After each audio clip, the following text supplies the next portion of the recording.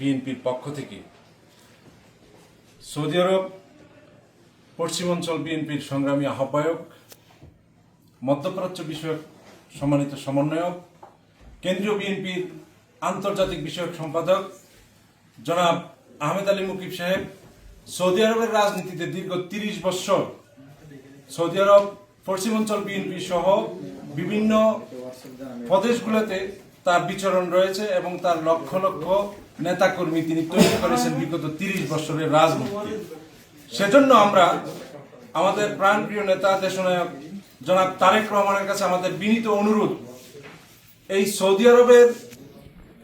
৩০ লক্ষ প্রবাসী সহ মধ্যপ্রাচ্যের প্রায় ৮০ লক্ষ প্রবাসীর পক্ষে মহান জাতীয় সংসদে কথা বলার জন্য একজন অভিজ্ঞ রাজনীতিবিদ হিসেবে জনাব আহমেদ আলী মুকিব সাহেবকে আগামী দিনে আমরা প্রবাসীদের একজন বলিষ্ঠ কণ্ঠস্বর হিসেবে আমরা মহান জাতীয় সংসদে দেখতে চাই এবং আমরা মনে করি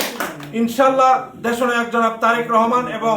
আমাদের দেশমাতা বেগম খালেদা জিয়া জনাব আহমেদ আলী মুকিব সাহেবকে প্রবাসীদের বলিষ্ঠ কণ্ঠস্বর হিসেবে